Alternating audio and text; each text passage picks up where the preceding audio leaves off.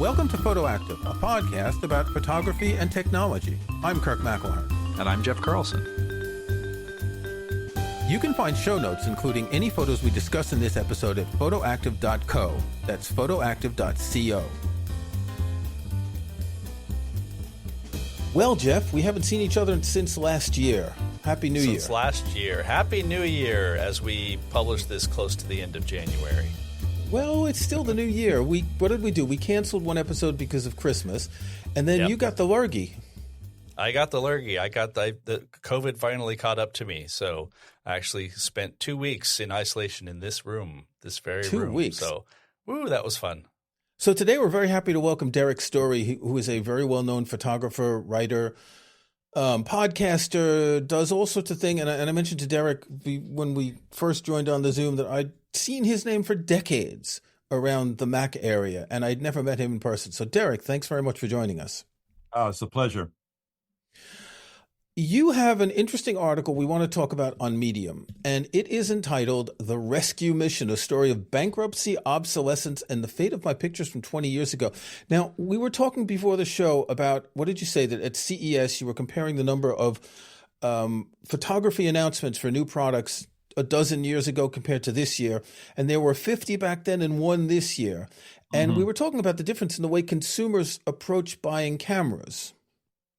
Oh, yeah. I mean, the whole camera world has changed a lot. And if you go back a dozen years to CES or any of the other photography shows that were around then, PMA, there was a broad spectrum in the photography community. So you had, snap shooters, and they were buying compacts, and there was a lot of competition in the compact area. And then some of them would escalate up to interchangeable lens cameras and on and on and on, getting up to closer to enthusiasts and pros. That whole chain has been interrupted now by the smartphone. So the bottom part of the equation is a smartphone. And honestly, a lot of people stop there.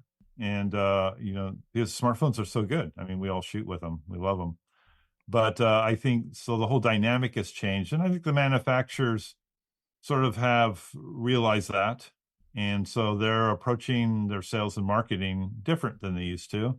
And it's expensive to show at a trade show. It costs a lot of money. Maybe you could use that money in other ways, especially if your audience is smaller.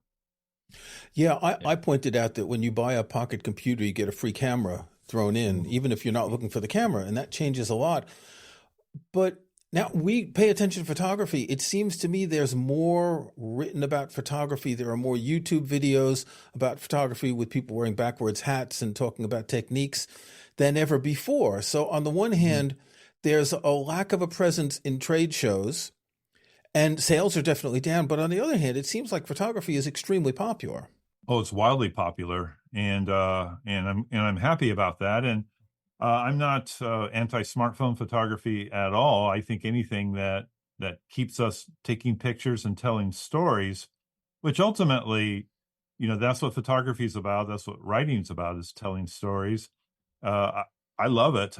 And I do miss the interaction of trade shows. I liked it a lot. Always had a press badge, and it was a lot of fun. But I'm just as engaged and interested in what's happening today in photography as I was when I got into this game. So it's still fascinating. It's a wildly changing world. And, it's the horse you just get on and you just stay in the saddle. And if you fall off, you get back on again. You get back on. You get back on. That's exactly it. Those of us that have photography as one of our revenue streams, making a living, I work for myself. It's just not the world of photography is changing. It's the world that's changing too. So, we're dealing with pandemics and shrinking budgets and, all that kind of stuff.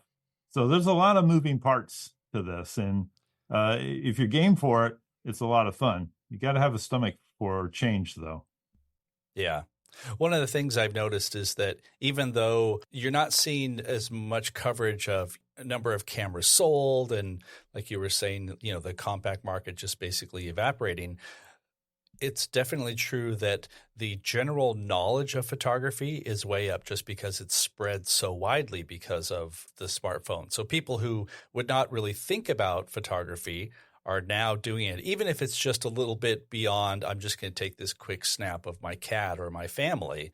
Now, it's like, oh, the sky looks really cool. I can just pull out my camera and snap this. Where before, I think people just didn't see in that way because they just didn't have a camera, or they had to switch into, that dedicated, I'm going to go shoot some photos mode and get all my gear and get all my lenses and all of that. And so I think it's just more broadly distributed. I think so. But I think there's two things going on at once. I think there's a higher awareness about photography and taking pictures. And I think we're documenting our lives a lot more than we used to. And, it doesn't cost as much, right? You don't have to buy film and processing. I also think, though, there's a false belief that people are better photographers than they really are because of computational photography. And if you were to hand them a film camera and go say, take a picture of that sky, it probably wouldn't look nearly as pretty, because they wouldn't understand some of the things that they had to do to make that happen. So I think it's interesting for me to see these two things happening, of higher awareness about photography, but maybe a little less skill in terms of how to actually get the shot that you want, and really depending more on what the computer's doing behind the camera lens. And a large share of photography these days is people holding up a camera and taking pictures of themselves in front of something, or themselves with their friends. A couple weeks ago, maybe we can put this picture in the show note. I went to a village near me called Stow-on-the-Wold, and there was a church with what they called a Tolkien door. Apparently, J.R.R. Tolkien visited that village often, and you have this old wooden door with two trees growing up right next to it, which people claim was the inspiration for was it the door to Moria? Was that the one? Yeah. And so I'm not a fan of the series, so I go around the corner to the front of the church, and there are people taking selfies in front of the door. And I looked it up on Instagram, and there are thousands and thousands of selfies. Yeah. And it's like, that's not photography. What is that? That's documentation. Like, yeah. It's memory making. Fun. It's fun, right? I mean, it's probably. I don't know the image myself, but it sounds like a cool shot. It is, but it's very dark because the trees are coming over. So you really have to work on the image to get the right contrast. We'll show you later after the show. Right. I converted it to black and white because I like black and white, and it's not an easy photo to get. I should have taken a photo with my iPhone. I used my Leica Q3. I should have seen how it looked in the iPhone. Anyway, we want to talk about your story, which I find fascinating. And the reason I find this fascinating is, for some reason, every couple of months, I see a new article about archivists trying to save old content, whether it be analog or digital, and the issue of dealing with formats that change and are no longer supported. So your article starts out, quietly humming on my desk right now is a white plastic 2009 MacBook laptop running Mac OS X El Capitan. It's connected to a 2012 Drobo 5D hard drive away with a flickering activity light. They are working together on a very important task. And that's what archivists have to do. They have to save the old equipment to get access to the old photos. But so what's the background to this story? Did you have like 1 million old photos that you hadn't updated that you wanted to access? Yeah, there's a lot of things going on here, but the short answer is I have a lot of photos in Aperture libraries. And as we all know, Aperture was discontinued by Apple and replaced by Photos. And instead of taking those thousands and thousands of photos, I mean, like I shot, the Beijing Olympics. I went to Iceland for the Lightroom Adventure. I mean, I had a lot of stuff in there. I had a lot of work and a lot of personal stuff. And I made the decision way back when that I wasn't going to go through the agony of trying to migrate everything out of my Aperture libraries into Lightroom or into something else. Part of the reason was there was nothing that I liked as well as Aperture. So I'm saying, why would I move something that maybe I'm going to be dissatisfied? And it's a lot of work to do that. So I left my Aperture libraries intact and decided to take care of those hard drives. Apple always in the early days, provided us with an out. And they said that you could use photos to open any of your Aperture libraries. And basically just go to, just drag the Aperture library onto the Photos icon. It would open up. So you always felt like you had access to those Aperture libraries.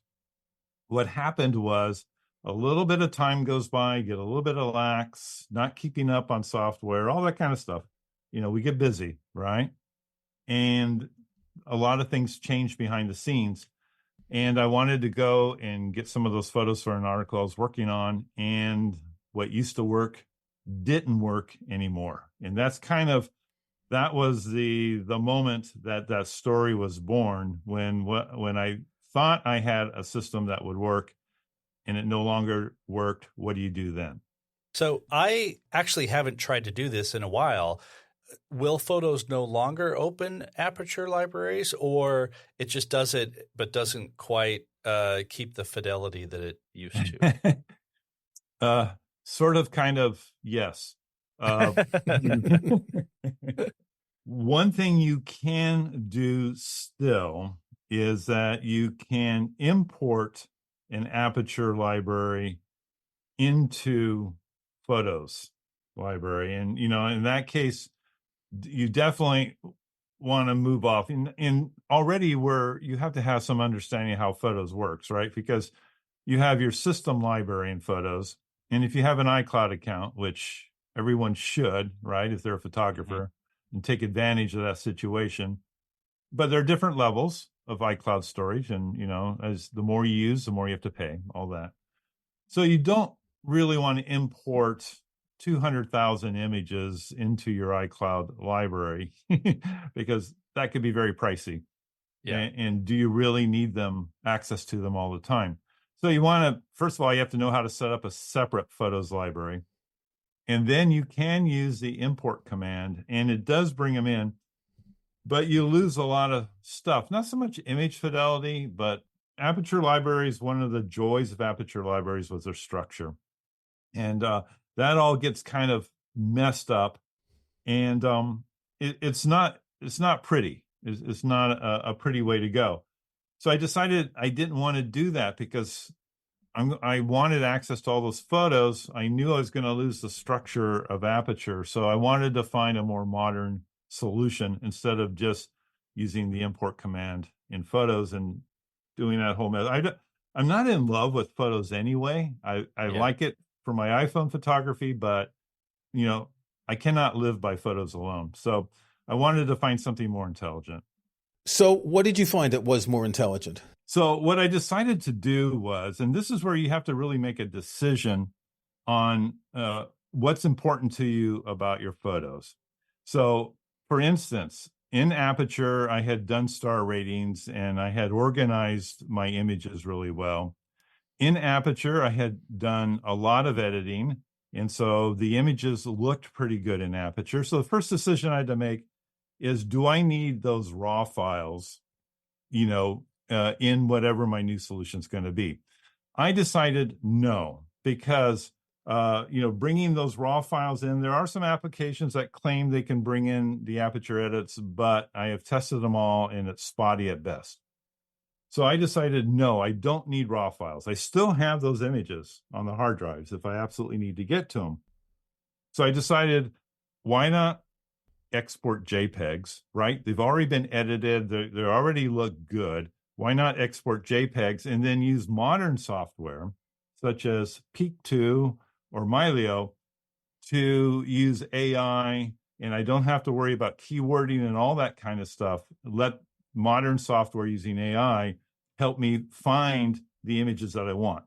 So that suddenly made a lot more sense than fooling around with raw files. Plus the storage was just a fraction of what it would have been with raw files. So I decided, okay, what I'm going to do is go to Aperture, choose all of my 2 and 3 star images. Those are all, legit pictures, and export them out as JPEGs, organize them in folders by year, 2001, 2002, 2003, and then point a modern application to those JPEGs.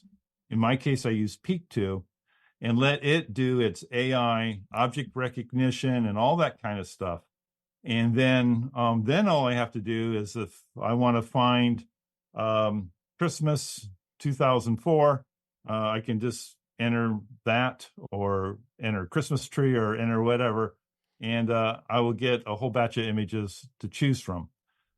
In order to make that work, though, I needed to be able to run Aperture to export all those images out of Aperture, letting Aperture do the exporting.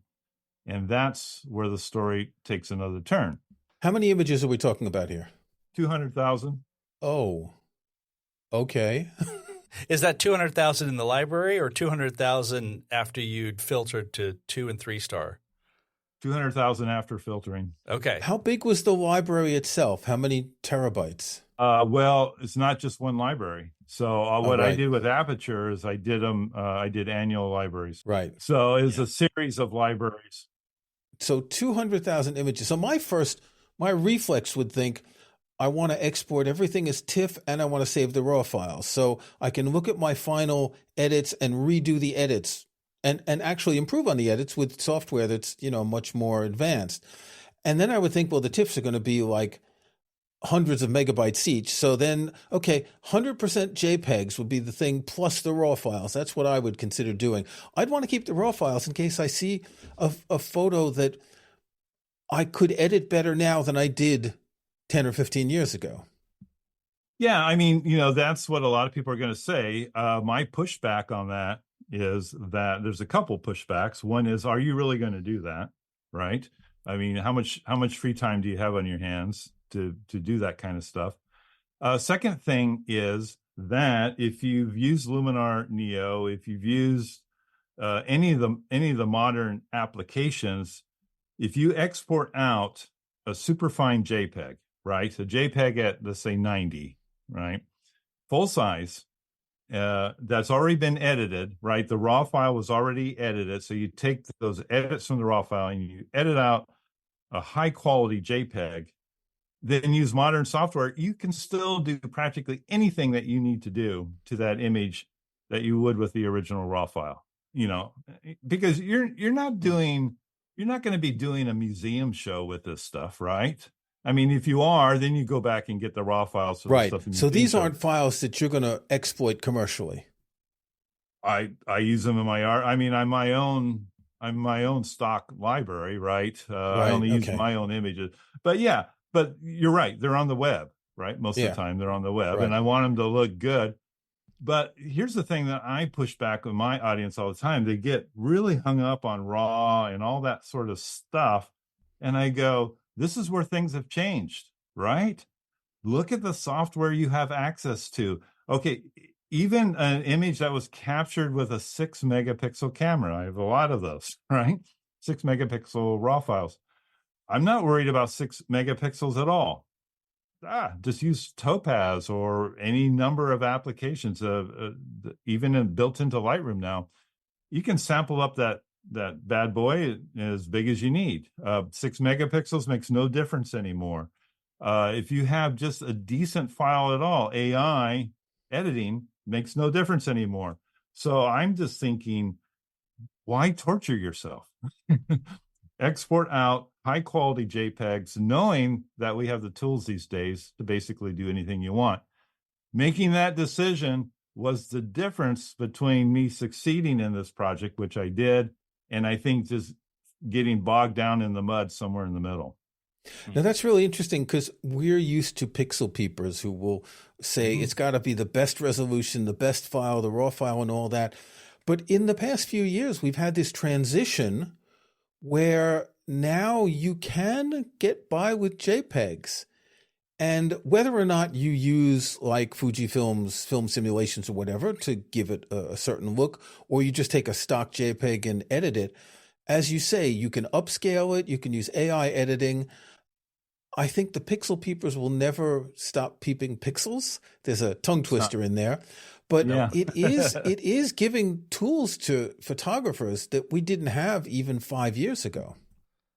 Absolutely. I mean, I publish a lot, right? And I have commercial clients and all that sort of stuff. I have never had anyone complain about image quality, on a deliverable, and they don't know how I got that deliverable, right?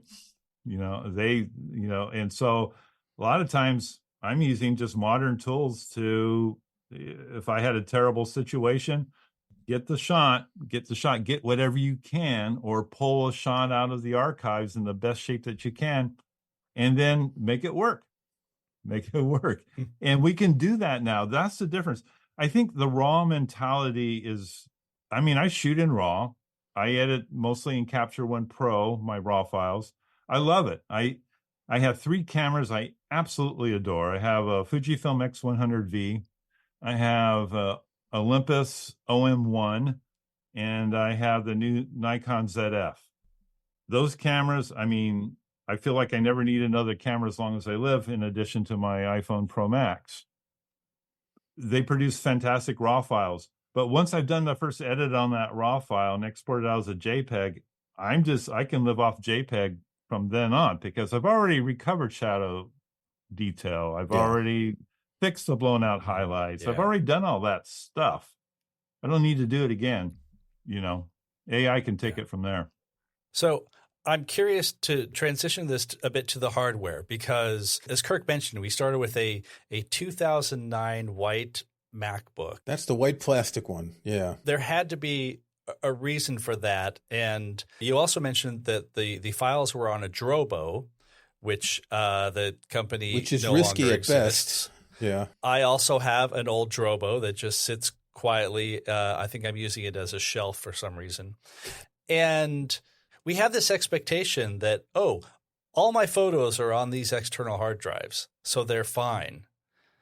And then what happens when they're not? So I'd love to hear how you ran into that, because I suspect that you came at it with all I have to do is plug this in, grab my photos, move them to something else, and I'm done. Hooray! Clearly that was not the case. Yeah, there's a couple things here. First of all, one thing that I do on my Drobos is I do fire them up every 6 months. And anyone that is storing stuff on hard drives, I highly recommend spinning them up a couple times a year, I think it helps keep them healthy. And then I also think it helps keep you in touch with what's going on. So I knew my Drobos were working, but I also knew that with the proprietary storage system that they had, that I had to. My images, I had a double whammy, because Aperture, when you do the managed catalog in Aperture, it uses a MySQL database that just no way you're going to find your masters easily. You might find one or two, but you're going down a death spiral trying to find your masters, and they're renamed and all that kind of stuff. So I figured the only way to extract those masters is with Aperture itself. It had the key to the kingdom, and I wanted to get those images off Drobo, even though my Drobos are still working. I don't know how much longer that's going to be. Could be a year, could be 5 years. I don't know. Yeah. But once that game's over, it's over. Right. And I have a new Synology RAID drive setup that works great. I wanted to get stuff onto that. So I'm looking at this old hardware. The problem is, as we all know, you can't run Aperture on modern software, on modern OS.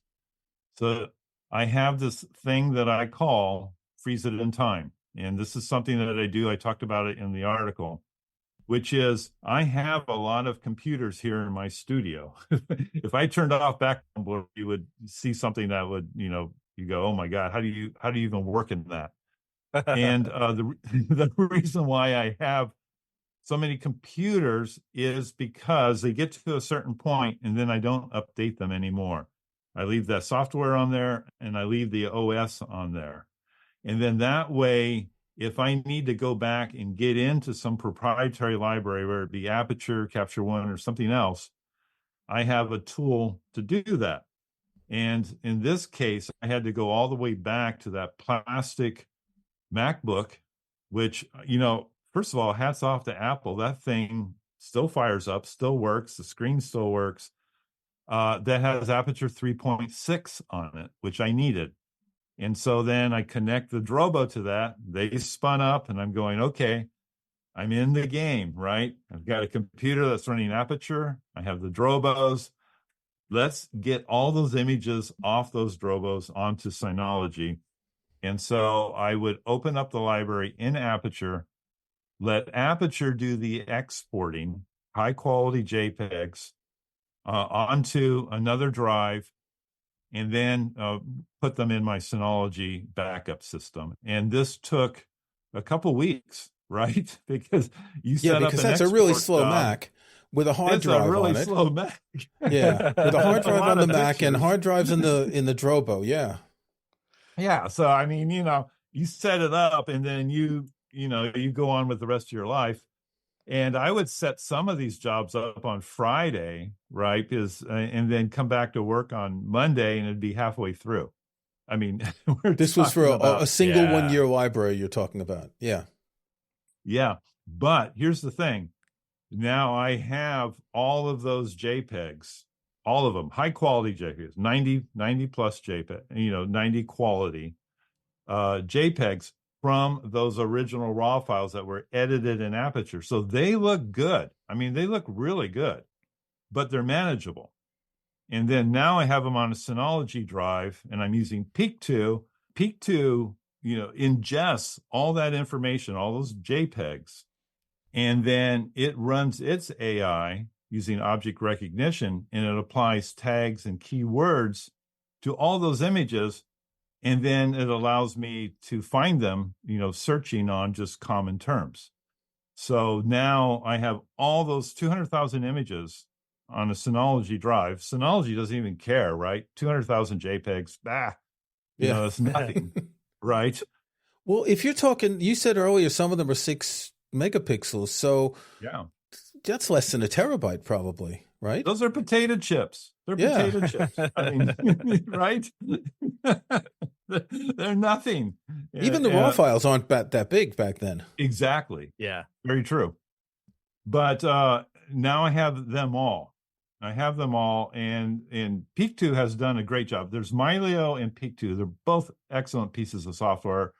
Peakto's newer. Mylio's been around longer. I like them both. It just depends on your preference, just like anything else. Yeah. But using artificial intelligence and object recognition, don't have to worry about keywording or any of that stuff. All of that is taken care of.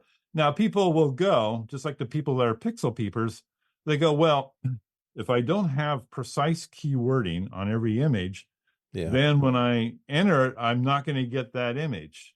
And you're right. You're not going to get that image using the system I'm using. You're going to get 100 images, right? That sort of fit whatever. It's not that hard to look at 100 images.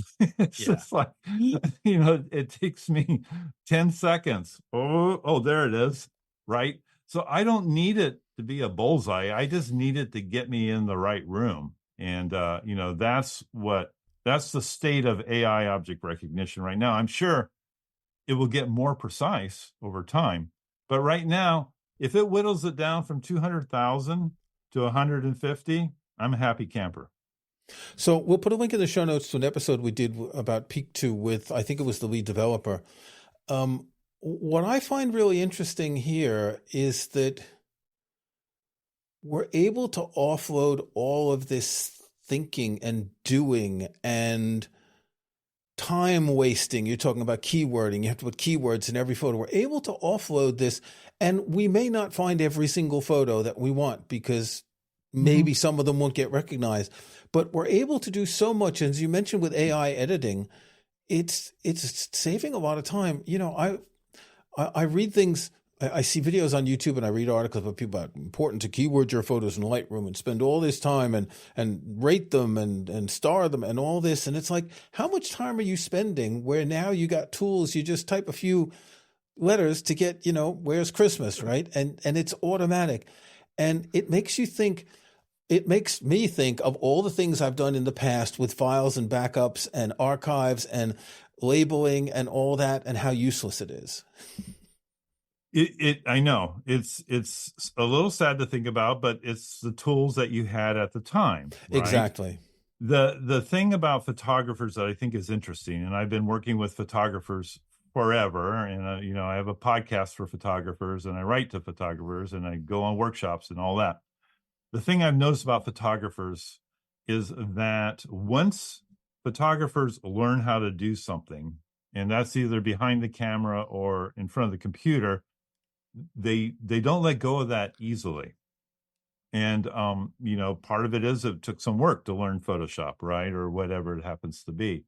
It took some work to learn how to do a mask, on someone's hair that took you an hour to do, that you no longer have to do, right? You don't have to do that anymore. You click on the person and say, make a mask.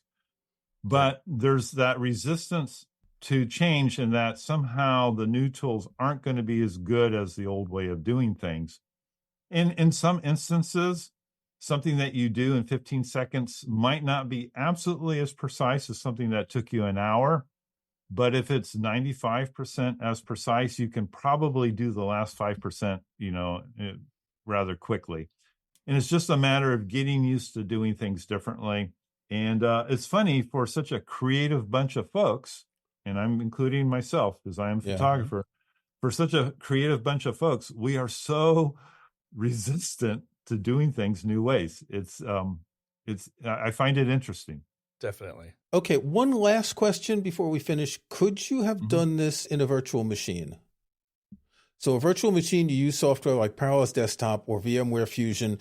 You can load an old version of Mac OS. So if you didn't have that 2009 laptop, could you have done it there, or would it have just been too slow? Did you think of that? That's a great question. I haven't tested that. I think in theory, yes. In practicality, you would find out real fast if it worked or not.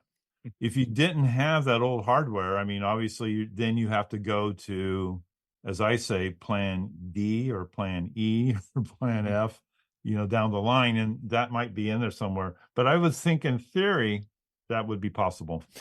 But you would have to have a 32-bit Mac, because the older operating systems are 32-bit and not 64-bit. But we're not going to go into that sort of minefield either, because that's too complicated. Derrick, thank you very much. The article is called "The Rescue Mission, A Story of Bankruptcy, Obsolescence, and the Fate of My Pictures from 20 Years Ago."